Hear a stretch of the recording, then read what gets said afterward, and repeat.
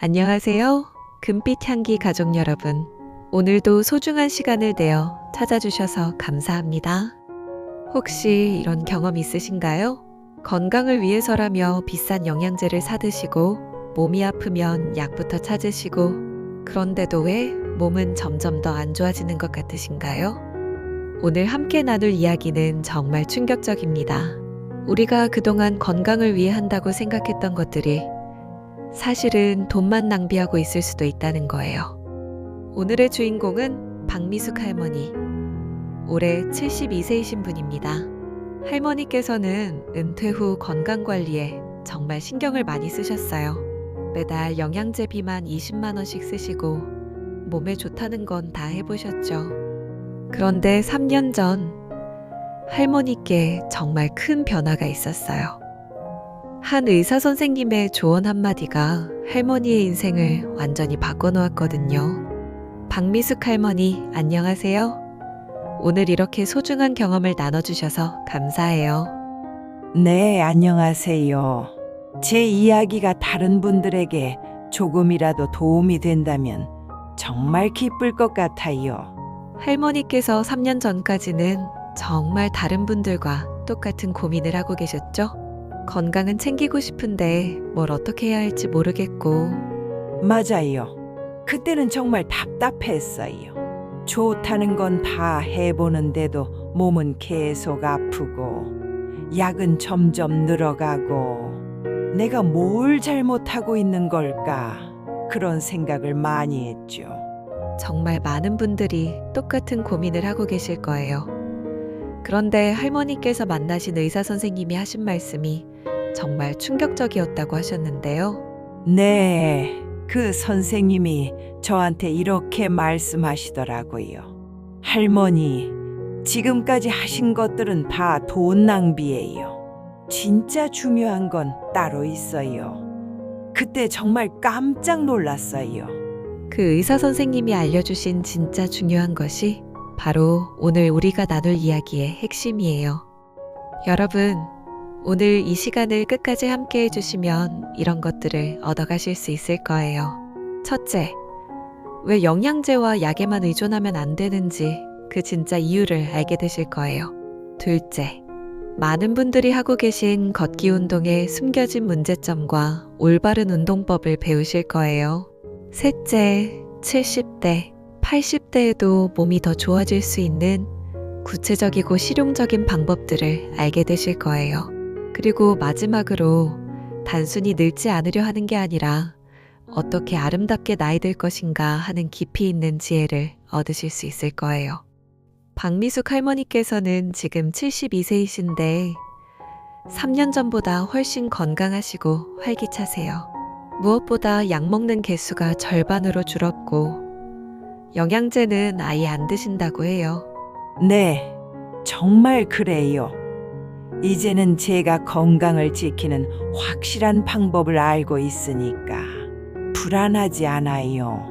오히려 나이가 들수록 더 건강해지고 있어요. 정말 놀라운 변화죠. 그 비밀이 무엇인지 할머니께서 겪으신 시행착오와 깨달음의 과정을 차근차근 들어보겠습니다. 건강에 대해 잘못 알고 계셨던 것들, 그리고 정말 중요한 것이 무엇인지 오늘 이 시간이 여러분의 남은 인생을 더욱 건강하고 활기차게 만드는 전환점이 되길 바랍니다. 자, 그럼 이제 박미숙 할머니께서 3년 전까지 어떤 방식으로 건강을 관리하셨는지부터 들어보겠습니다. 할머니, 은퇴하시고 나서 건강에 대한 관심이 많이 늘어나셨죠? 네, 맞아요. 시간도 많아지고 몸 여기저기 아픈 곳도 생기고 하니까 건강이 제일 걱정이 되더라고요. 그래서 어떤 것부터 시작하셨어요? 일단 TV에서 좋다고 하는 영양제부터 사기 시작했어요. 관절에 좋다는 것, 혈관에 좋다는 것, 기억력에 좋다는 것, 정말 많이 샀죠. 구체적으로 어떤 것들을 드셨나요? 글루코사민, 오메가3 비타민 D, 코엔자임, 홍삼, 프로폴리스, 나열하면 정말 많아요.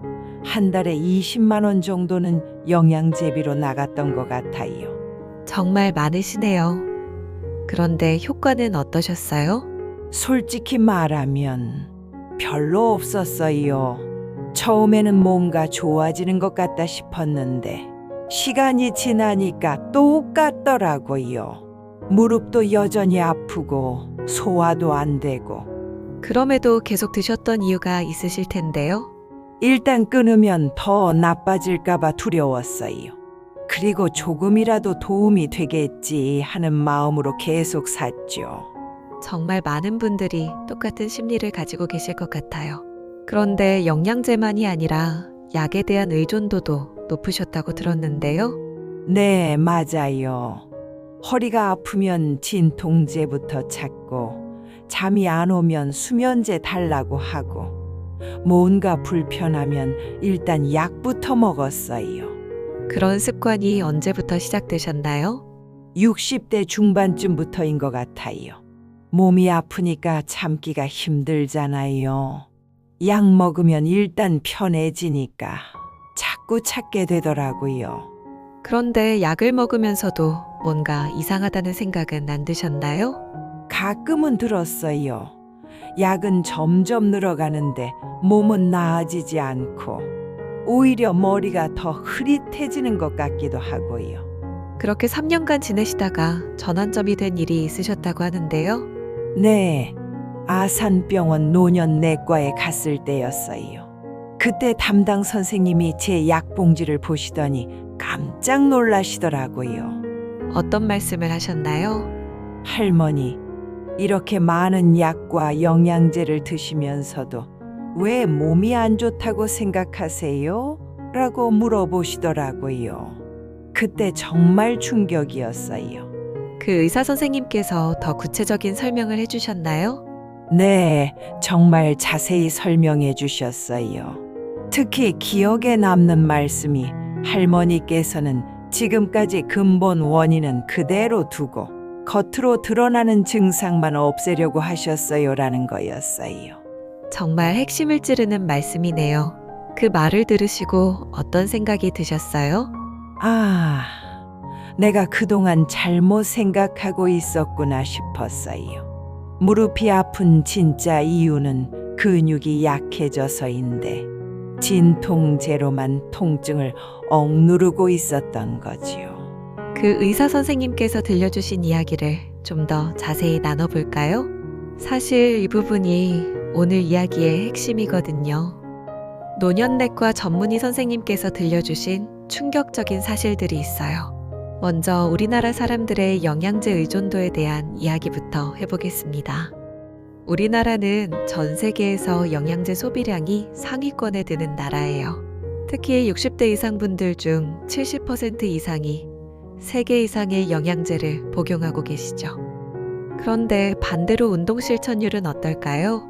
놀랍게도 우리나라는 세계에서 운동 실천율이 가장 낮은 나라 중 하나예요. WHO에서 권장하는 주 150분 이상의 운동을 실천하는 60대 이상 인구가 30%도 안 된다고 해요. 할머니, 이 통계를 들으시니까 어떤 생각이 드세요? 정말 저도 딱 그랬어요. 영양제 챙겨 먹는 건 열심이었는데 운동은 걷기 정도만 가끔 했으니까요. 바로 이 부분이 문제의 핵심이에요. 영양제에는 매달 수십만 원을 쓰면서 정작 과학적으로 효과가 입증된 운동은 하지 않는 거죠. 그런데 더 심각한 문제가 있어요. 바로 약물 과잉 복용이 인지 기능에 미치는 영향이에요. 그 전문의 선생님께서 이런 말씀을 하셨어요. 65세 이상에서 5개 이상의 약물을 복용하면 인지 기능 저하 위험이 2배 이상 높아진다고요. 특히 진통제나 수면제 같은 중추신경계에 작용하는 약물들은 장기 복용 시 치매 위험까지 높일 수 있다고 하더라고요. 할머니께서도 이런 부분을 실제로 느끼셨나요? 네, 정말 그랬어요. 약을 많이 먹던 시절에는 자꾸 깜빡깜빡하고 머리가 맑지 않은 느낌이 많이 들었어요. 그런데 가장 충격적인 건 이거였어요. 우리가 그동안 건강을 위해서라고 생각하고 했던 일들이 오히려 건강을 해치고 있었다는 거예요. 영양제는 우리 몸에 필요한 영양소를 보충해준다고 생각하지만 실제로는 과다 섭취로 인한 부작용이 더 많을 수 있어요. 특히 지용성 비타민들은 체내에 축적되어서 간 기능에 무리를 줄 수도 있고요. 그리고 증상만 억누르는 약물 치료는 근본적인 문제 해결에는 전혀 도움이 안 돼요. 오히려 우리 몸이 스스로 회복하려는 능력을 약화시킬 수 있죠. 할머니, 이런 사실들을 알게 되시고 나서 어떤 결심을 하셨어요? 이제 진짜 근본적인 방법을 찾아보자 그런 생각이 들었어요. 더 이상 겉핥기식으로 하지 말고 정말 몸에 도움이 되는 걸 해보자고 마음먹었죠. 정말 용기 있는 결정이셨어요. 그래서 그 의사 선생님이 알려주신 진짜 중요한 것이 무엇이었는지 다음 시간에 자세히 들어보겠습니다. 지금까지 들으신 내용만으로도 많은 분들이 나도 그런데? 하고 깜짝 놀라셨을 것 같아요. 하지만 절망하지 마세요. 박미숙 할머니처럼 올바른 방법을 알면 언제든 변화가 가능하니까요. 자, 그럼 이제 박미숙 할머니께서 영양제와 약물 의존에서 벗어나려고 하실 때 제일 먼저 시작하신 게 뭐였는지 들어볼까요? 할머니, 건강을 위해 가장 먼저 시작하신 운동이 있으셨죠? 네, 걷기 운동이었어요. 주변에서 걷기가 가장 좋은 운동이라고 하니까 매일 1만 보씩 걷기 시작했어요. 정말 성실하게 하셨네요. 어느 정도 기간 동안 꾸준히 하셨어요? 거의 2년 가까이 했어요. 비가 와도 눈이 와도 빠뜨리지 않고 했죠. 정말 열심히 했어요. 그 정도면 정말 대단하신데요. 그런데 효과는 어떠셨나요? 그게 처음 몇 달은 뭔가 좋아지는 것 같았는데 시간이 지나니까 오히려 무릎이 더 아프기 시작했어요. 어떻게 아프셨어요?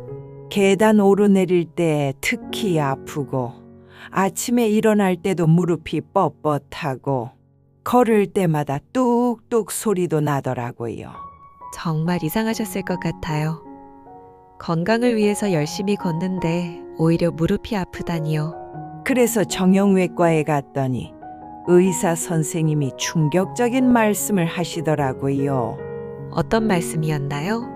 할머니, 근육 없이 걷기만 하면 관절이 더 상할 수 있어요 라고 하시는 거예요. 저는 정말 깜짝 놀랐어요. 이 부분이 정말 중요한 포인트예요. 많은 분들이 걷기만 하면 모든 운동이 해결된다고 생각하시는데 사실은 그렇지 않거든요. 우리 무릎 관절을 보호하는 건 바로 주변 근육이에요. 특히 허벅지 앞쪽 근육인 대퇴사두근과 뒤쪽 근육인 햄스트링이 튼튼해야 무릎 관절에 가해지는 충격을 흡수할 수 있어요. 그런데 걷기만 하면 이런 근육들이 강화되지 않아요. 오히려 근육은 나이가 들수록 계속 줄어드는데 걷기만으로는 이 근육 손실을 막을 수 없거든요. 할머니께서도 이런 설명을 들으시고 어떤 생각이 드셨어요? 아, 내가 2년 동안 잘못하고 있었구나 싶었어요. 좋은 일을 한다고 생각했는데 오히려 관절만 혹사시키고 있었던 거죠. 그런데 이런 문제가 박미숙 할머니만의 문제가 아니에요. 우리나라 전체의 문제이기도 해요. WHO에서 발표한 자료를 보면 우리나라는 세계에서 운동 실천율이 가장 낮은 나라 중 하나예요. 특히 60세 이상 인구에서 권장 운동량을 채우는 비율이 30%도 안 돼요. 더 심각한 건 운동을 한다고 하는 분들 중에서도 90% 이상이 걷기만 하신다는 거예요. 근력 운동, 스트레칭, 균형 운동은 거의 하지 않으시죠. 이게 왜 문제일까요? 나이가 들면서 우리 몸에는 여러 가지 변화가 일어나거든요. 첫째, 근육량이 매년 1-2%씩 줄어들어요. 70세가 되면 30세 때보다 근육량이 30-40% 정도 감소하죠. 둘째, 골밀도도 떨어져요. 특히 여성분들은 폐경 후 골밀도가 급격히 감소해요. 셋째, 유연성과 균형 감각도 나빠져요. 그래서 넘어지기 쉽고 넘어지면 골절 위험도 높아지고요. 이런 문제들을 걷기만으로는 해결할 수 없어요. 오히려 근육 없이 계속 걷기만 하면 관절에 무리가 가서 연골이 빨리 닳게 되는 거죠. 할머니도 이런 설명을 들으시고 나서 뭔가 달라져야겠다고 생각하셨을 것 같은데요. 네. 그래서 그 정형외과 선생님께 그럼 어떻게 해야 하나요? 라고 물어봤어요. 그 선생님이 뭐라고 하셨나요? 할머니, 이제부터는 4가지 운동을 골고루 하셔야 해요. 라고 하시면서 자세히 설명해 주셨어요. 바로 그 4가지가 오늘 이야기의 핵심이에요.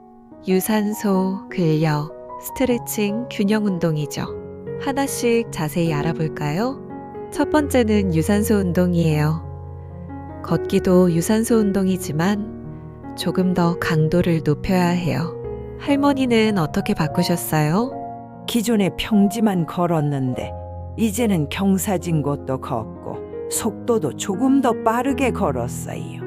약간 숨이 찰 정도로요. 맞아요. 유산소 운동의 핵심은 심박수를 적절히 올려서 심장과 폐 기능을 강화하는 거예요. 너무 편한 강도로만 하면 효과가 제한적이죠.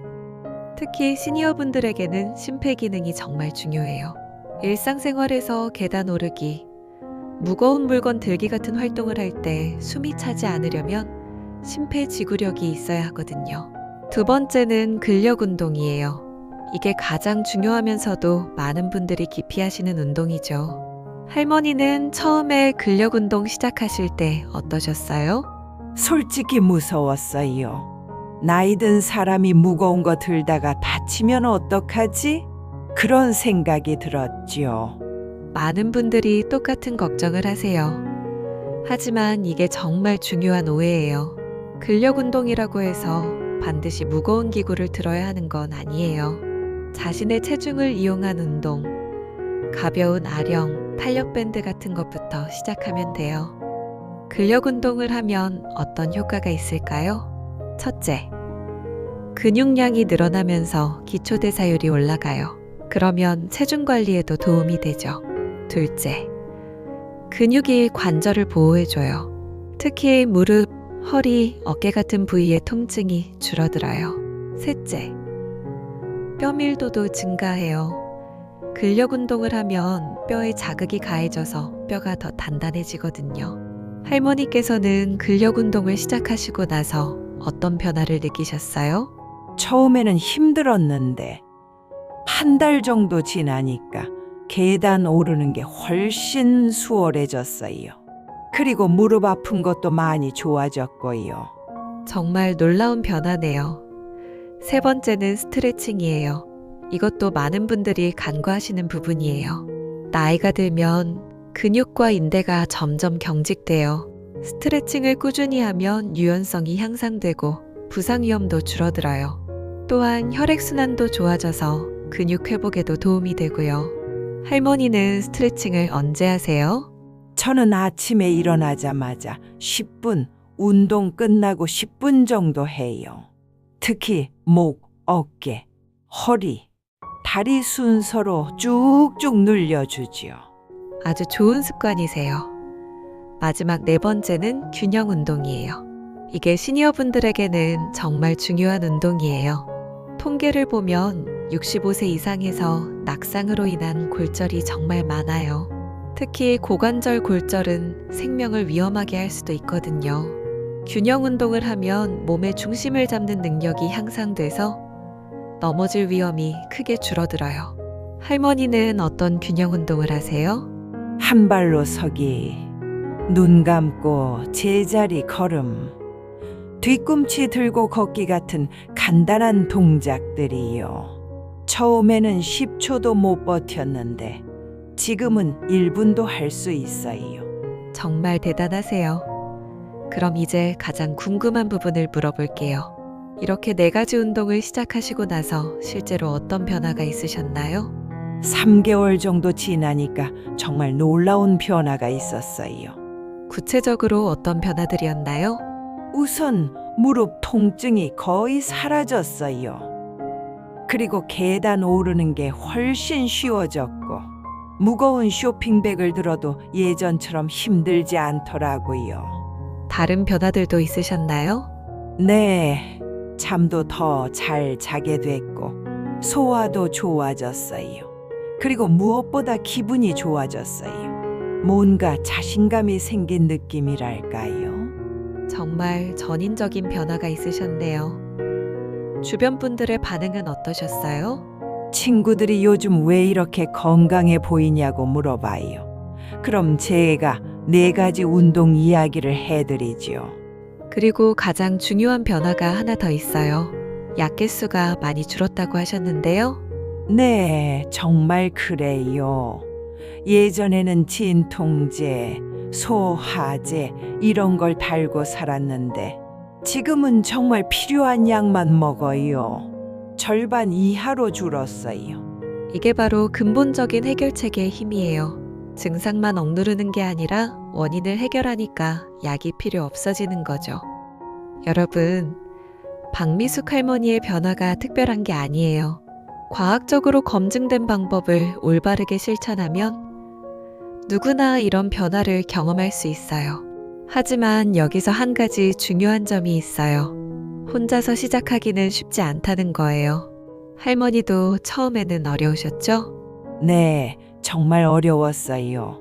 어떻게 시작해야 할지, 얼마나 해야 할지 전혀 모르겠더라고요. 그래서 할머니께서는 어떻게 하셨어요? 동네 보건소에서 하는 어르신 건강교실에 등록했어요. 거기서 전문가 선생님이 차근차근 가르쳐 주시더라고요. 아주 좋은 선택이셨어요. 혼자 하면 잘못된 방법으로 할 수도 있고 중도에 포기할 수도 있거든요.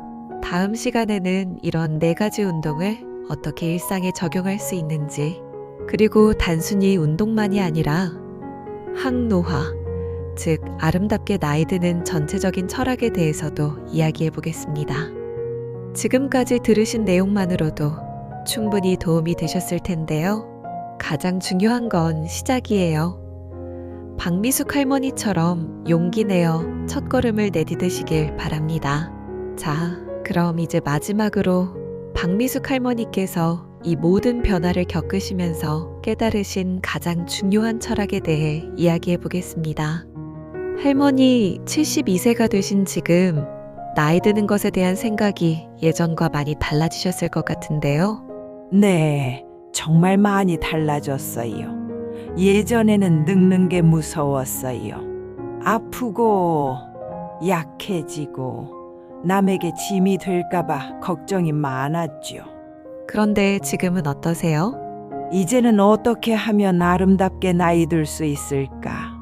이런 생각을 해요. 나이 드는 걸 피할 수는 없으니까 잘 나이 드는 방법을 배워야겠다고 생각해요. 정말 지혜로운 깨달음이세요. 사실 이런 생각의 전환이 가장 중요한 변화일 수도 있어요.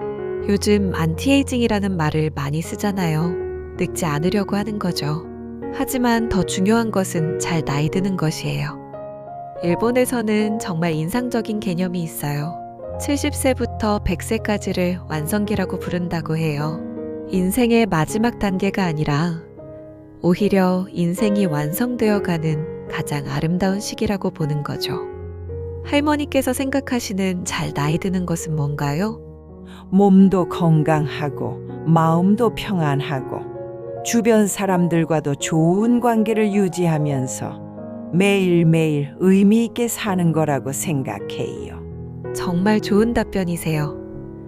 그런데 이런 변화를 만들기 위해서는 언제부터 시작하는 게 좋을까요? 물론 이상적으로는 60대 이전에 시작하는 게 가장 좋아요. 왜냐하면 나이가 들수록 새로운 습관을 만들기가 어려워지거든요. 뇌의 가소성, 즉 변화할 수 있는 능력이 나이가 들수록 조금씩 떨어져요. 그래서 60대 이전에 운동 습관, 건강한 식습관, 긍정적인 사고방식 같은 것들을 미리 만들어두는 게 중요해요. 하지만 70대, 80대라고 해서 너무 늦었다고 생각하실 필요는 없어요. 할머니께서도 69세에 시작하셨는데 이렇게 큰 변화가 있으셨잖아요. 맞아요. 늦었다고 생각했는데 막상 시작해보니까 몸이 생각보다 잘 따라와 주더라고요. 실제로 연구 결과를 보면 80대에 운동을 시작해도 근력이 증가하고 균형 감각이 좋아진다는 보고가 많아요. 우리 몸은 나이가 들어도 여전히 적응하고 변화할 수 있는 놀라운 능력을 가지고 있어요. 중요한 건 시작이에요. 완벽할 필요도 없고 한 번에 모든 걸 바꿀 필요도 없어요. 할머니는 어떻게 시작하라고 조언해 주시겠어요? 작은 것부터 시작하세요. 저도 처음에는 하루 10분 스트레칭부터 시작했어요. 그리고 점점 늘려가는 거죠. 정말 좋은 조언이세요. 그리고 혼자 하기 어려우시면 도움을 받으시는 것도 중요해요.